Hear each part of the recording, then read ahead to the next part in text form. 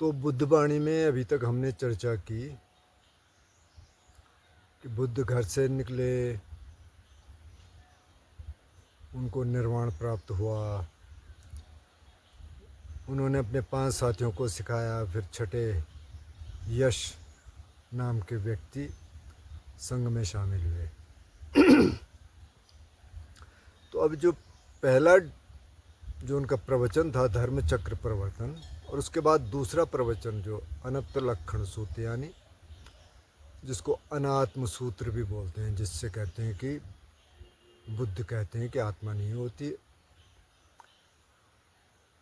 अनात्म है। अब किसको कहते हैं कभी उस पर फिर से चर्चा करेंगे। लेकिन जो पहले 2 सूत्र दिए उससे पहले कोई शील की बात नहीं हुई। यानी जब 5 लोगों को, जो उनके मित्र थे 5, या यश आए उसके बाद छठे, तो उनको पहले ये नहीं कहा कि भाई ये 5 शील है, इसको आपने पालन करना है, उसके बाद समाधि का अभ्यास करना है, उसके बाद प्रज्ञा जगेगी। उनको सीधे देशना दी। क्यों? कि जो 5 उनके साथी थे वो तो शील में पहले से स्थापित थे, 6 साल से उनको जानते थे। तब उनको ये कहना कि पहले आप शील का पालन करिए, उसका कोई मतलब रह नहीं जाता, क्योंकि उनको तो पता ही था कि शील का पालन कर रहे हैं। अब छठे यश आए तो यश की भी उन्होंने मनस्थिति देखी, भाई ठीक ठाक है, अभी ये सुन लेगा धर्म को, ध्यान ये अंगीकृत कर लेगा, तो उसको भी नहीं बताया। लेकिन उसके बाद फिर बुद्ध ने सोचा कि अगर शील का पालन नहीं होगा तो फिर व्यक्ति आगे बढ़ नहीं सकता, क्योंकि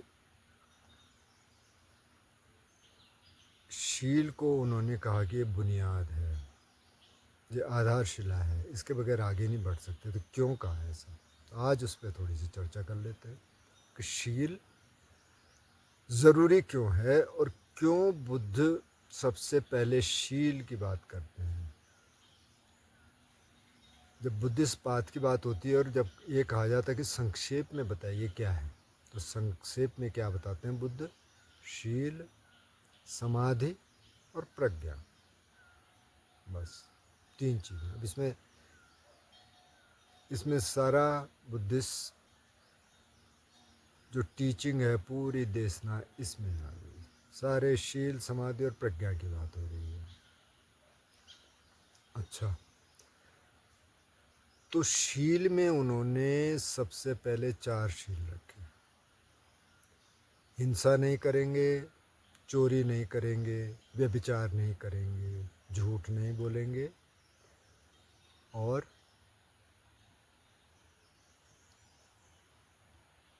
नशा नहीं करेंगे का शील बाद में जोड़ा। पहले यही 4 थे। तो अब नशा करने का शील उन्होंने 5वां इसलिए जोड़ा कि उन्होंने कहा कि अगर कोई व्यक्ति शराब पी ले खूब, तो उसके बाद वो हिंसा भी कर देगा, चोरी भी कर देगा, व्यभिचार भी कर देगा, झूठ भी बोल देगा और नशा भी कर लेगा। तो ये चारों शील वो तोड़े नहीं, इसके लिए 5वां शील भी रखा कि भाई नशा नहीं करना किसी भी तरह का, चाहे शराब हो चाहे कोई और नशा हो। तो ये 5 शील शुरू में बुद्ध ने रखे सबके लिए। तो जो भिक्षु हैं उनके लिए भी ये शील थे, जो गृहस्थ हैं उनके लिए भी ये शील थे। अच्छा, इन शील की भाषा क्या है? इसमें कमांड नहीं है, इसमें ऐसा नहीं है कि ये मत करो वो मत करो, नहीं। इसकी भाषा क्या है? पाणातिपाता वेरमणि सिक्खापदं समाधियां। और इसी तरह जो दूसरे शील है, नादाना वेरमणि सिक्खापदं समाधियां, मतलब प्राणातिपाता प्राणियों की हत्या करने से, वेरमणि विरत रहने की, सिक्खापदं, सिक्खा मतलब शिक्षा, ग्रहण करता हूँ, ग्रहण करती हूँ, ये शिक्षा है। बुद्ध ने कहा ये शिक्षा है। तो शिक्षा का मतलब ये है कि आपको रोज़ सीखना है, उसमें प्रवीण होना है, तो लैप्स हो सकता है। मैं आपने कहा मैं प्राणियों की हिंसा करने से विरत रहूँगा। पता चला आपने मच्छर मार दिए, चलो मच्छर तो बहुत छोटी चीज़ है, लेकिन कुछ और भी मार दिया तो शील टूट गया, आप क्या करें? तो उन्होंने कहा शील टूट गया, फिर से ले लो शील, फिर से पालन करना शुरू कर दो, ये तो होगा, थोड़ा स्लिप तो होगा। तो फिर चोरी न करना मतलब चोरी करने से विरत रहना, व्यभिचार करने से विरत रहना। व्यभिचार का मतलब सेक्सुअल मिसकंडक्ट नहीं, कामेषु मिच्छाचार उन्होंने कहा। और जो भिक्षुओं के लिए है वो ब्रह्मचर्य का शील है, तो उनको तो ब्रह्मचर्य का पालन करना है। लेकिन गृहस्थ तो ब्रह्मचर्य का पालन नहीं कर सकते, अगर शादीशुदा हैं तो ब्रह्मचर्य का पालन नहीं कर सकते। तो उनके लिए कहा कामेषु मिच्छाचार, मतलब कि आप अपने पार्टनर के प्रति वफादार रहें, मल्टीपल रिलेशंस नहीं बनाए, वो कामेषु मिच्छाचार में आ जाएगा, वो व्यभिचार में आ जाएगा। और चौथा शील है झूठ नहीं बोलेंगे। और इसमें 3 और शील है जिनको उपशील कह सकते हैं। एक तो ये कि हम कठोर भाषा का प्रयोग नहीं करेंगे, फरसाय वाचा वेरमणि, कठोर भाषा का प्रयोग नहीं करेंगे। दूसरा बैक बाइटिंग, मतलब पीछे से चुगली करना, फलाना ऐसा अलाना ऐसा है। किसी की दोस्ती है, आपने कहा अरे वो तो ये कर रहा था, तेरे को नहीं पता उसने वो ये कर रहा था, अच्छा, उसके मन में डाउट आ गया, धीरे धीरे दोस्ती टूट गई। उन्होंने कहा ये काम मत करो भाई, दोस्ती तोड़ने का काम मत करो। अगर आप कर सकते हैं तो दोस्ती जोड़ने का काम करो, नहीं कर सकते तो कम से कम तोड़ने का काम मत करो। किसी के पीठ पीछे निंदा मत करो। अगर किसी को कुछ कहना है तो सामने कह दो। हाँ, इसमें ये हो सकता है कि किसी को आप कोई बहुत ही दिक्कत कर रहा है, माना कोई कम्युनिटी है और बहुत दिक्कत कर रहा है, तो ठीक है आप किससे बातचीत कर लीजिए भाई ये है। और वो, लेकिन उस बातचीत का मकसद क्या है? उस मकसद ये है कि वो आदमी ठीक हो जाए। मकसद ये नहीं है कि उसकी आप निंदा करते रहें, भले ही वो सही भी हो, तब भी निंदा करने से तो कुछ होगा नहीं। हाँ, उसके पास आप संदेश किसी तरह से भिजवा सकते हैं या सीधे बात कर सकते हैं, तो सबसे बढ़िया वो है। और संफा पलापा वेरमणि जो हमेशा होता है, 4 लोग मिले, 2 लोग मिले, इधर की गप उधर की गप, ये पॉलिटिक्स वो पॉलिटिक्स, एक इस पार्टी का एक उस पार्टी का, आजकल भारत और पाकिस्तान का चल रहा होगा। उन्होंने कहा भाई फालतू की बात मत करो, ध्यान की बात करो, जीवन में कैसे ठीक से रहना है उसकी बात करो, आपके लिए क्या ठीक है उसकी बात करो, बाकी फालतू छोड़ो, फालतू बात मत करो। और जहाँ फालतू बातें हो रही हैं या तो आप चुप रहो या वहाँ से निकल लो। और तो ये 3 ये हो गए, तो 4 3 7 ये हो गए। और 8वां आपका नशा नहीं करेंगे, नशे का शील है। तो यही थे पहले। तो अगर आप झूठ में इन तीनों को भी जोड़ देते हैं और नशे का भी शील है, तो कुल मिला के 8, लेकिन 5 ही कहा जाता है क्योंकि झूठ में ये एक तरह के उपशील हो गए। लेकिन अभी जो थेरावाद में जो भिक्षुओं के लिए जो शील है वो हैं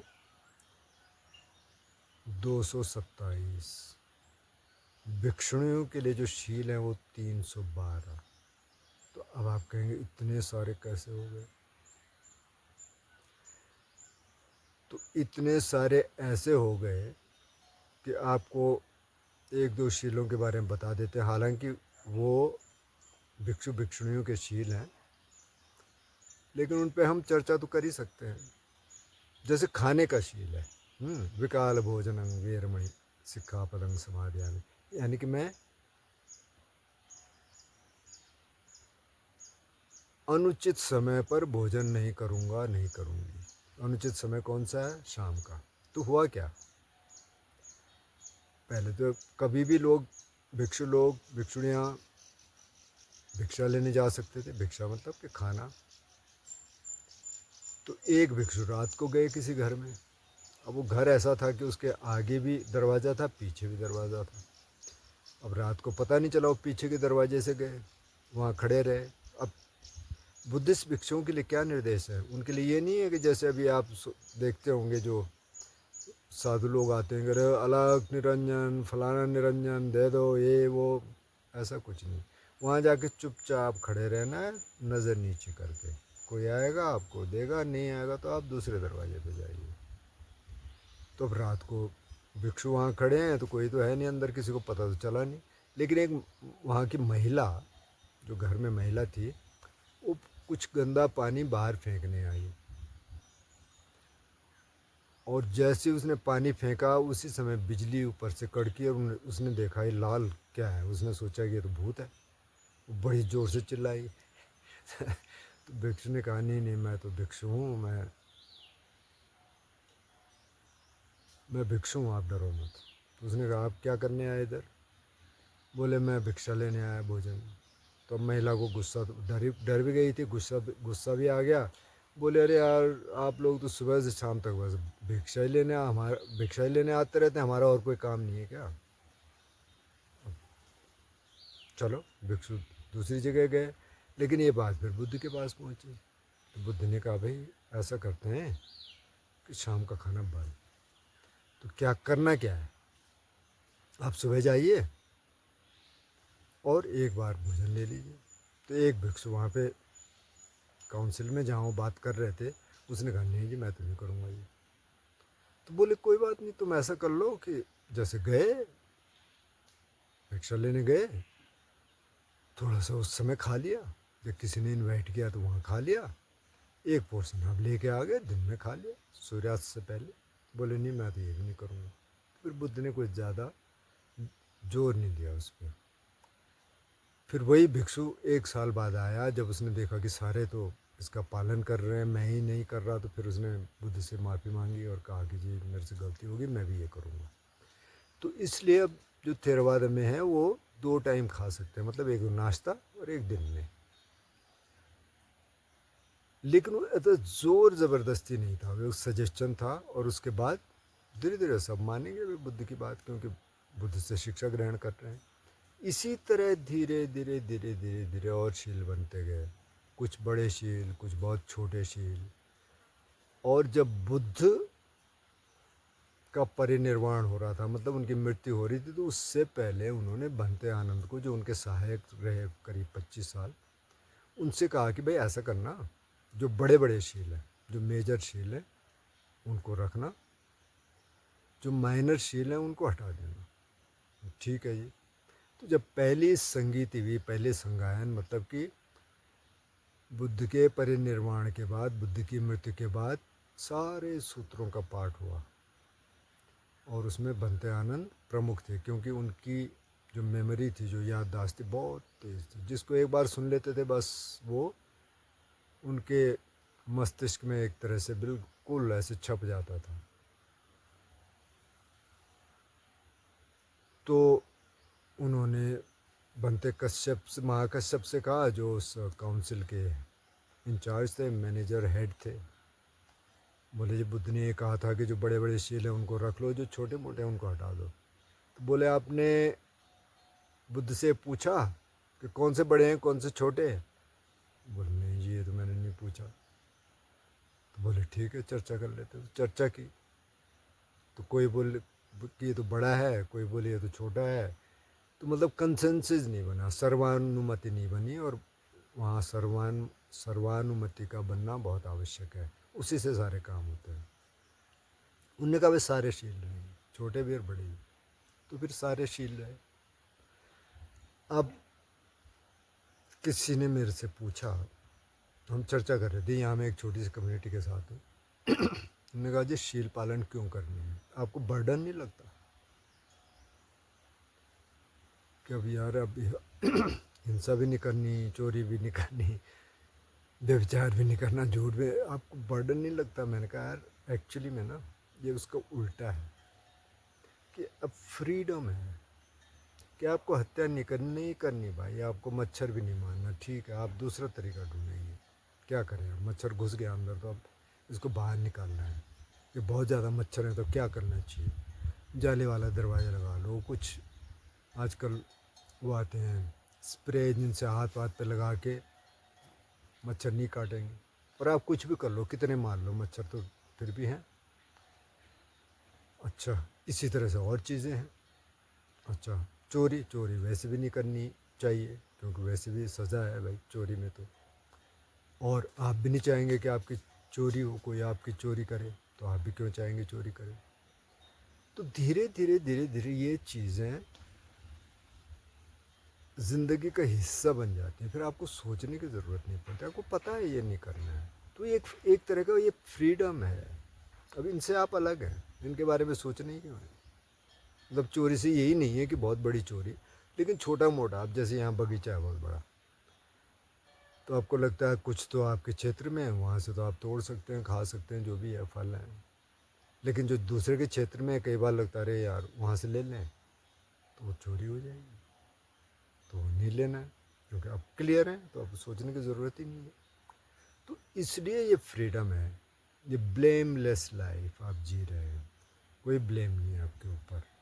और यहाँ से फिर समाधि के अभ्यास करने में आपको सुविधा होगी, क्योंकि मसलन अगर आप ध्यान करने बैठ गए और उससे पहले आप एक किसी प्राणी की हत्या करके आ रहे हो, सपोज आपने एक मुर्गी मार के आ रहे हैं, तो अंदर तो वही चलता रहेगा। आपने मुर्गी मारी, मुर्गी को मरते देखा, तड़पते देखा, तो अंदर तो वो चलता रहेगा। अब ध्यान क्या कर पाएंगे। या कुछ और कर दिया आपने, इन पांचों शीलों में से कोई तोड़ दिया, आपने नशा कर दिया, नशे के बाद तो आप कर ही नहीं सकते, बैठ ही नहीं सकते, क्योंकि नशा तो आपको कहीं और ले जाता है। फिर आपका ब्रेन का सारा स्ट्रक्चर चेंज हो जाता है कुछ टाइम के लिए। तो नशे में तो आप कर नहीं सकते, जो कहते हैं हाँ जी बिल्कुल सुल्फा पी के और बिल्कुल हम तो ध्यानस्थ हो जाते हैं, वो सब बेकार की बातें हैं, उससे कुछ होता नहीं। धीरे धीरे आप देखेंगे, लॉन्ग टर्म में देखें इनको, सुन्न हो जाते हैं लोग, दिमाग के सारे सर्किट बंद हो जाते हैं, नए सेल का बनना बंद हो जाता है, और वो सोचते हैं कि हाँ बस यही चाहिए हमको, क्योंकि हम दुनिया से हमको कोई मतलब नहीं करना। तो वो बेहोश होना है। ध्यान क्या है, ध्यान होश में लाता है, और नशा बेहोशी में ले जाता है। तो वो आपकी चॉइस है, आप किधर जाना चाहते हैं। तो शील का पालन नहीं होगा तो समाधि में बहुत आगे जा नहीं सकते। इसलिए बुद्ध ने शील पे बहुत जोर दिया। अगर कोई थोड़ा सा अध्ययन करे तो जो गृहस्थों को जो बुद्ध ने देशना दी, जो गृहस्थों को जो प्रवचन दिए, उसमें कई बार सिर्फ शील है और कुछ है ही नहीं। ध्यान का अभ्यास नहीं करवाया उन्होंने ज़्यादातर। अगर कोई उन्होंने देख लिया अच्छा ये काफ़ी आगे है, तो तब, नहीं तो शुरू में, क्योंकि उनको पता है गृहस्थों के पास तो बहुत काम है। अब इनको मैं कहूँगा आप ध्यान भी करो रोज़ एक एक दो दो घंटे, और आप और काम भी करो, मोनेस्ट्री भी आओ रोज़, तो हो नहीं पाएगा। तो उनको कहा कि आप शील का पालन करो। अब धीरे धीरे वो शील का पालन करेगी, तो फिर उनको थोड़ा सा आगे की जिज्ञासा होगी, वो जाएंगे वहाँ, बुद्ध से बात करेंगे और लोगों से बात करेंगे जो अरहंत भिक्षु हैं। आजकल है तो टीचर से बात करेंगे कि भाई आगे क्या है, तो आगे फिर ध्यान सिखाएंगे। लेकिन पहले शील था। और कई कई सूत्र आपको ऐसे मिलेंगे जिसमें बुद्ध सिर्फ शील की बात करते हैं, भाई इतना कर लो, फिर आगे का रास्ता आपको खुल जाएगा, आगे का रास्ता खुलेगा। तो आज की चर्चा यहीं तक रखते हैं शील की बात, फिर आगे चर्चा करेंगे और चीज़ों की।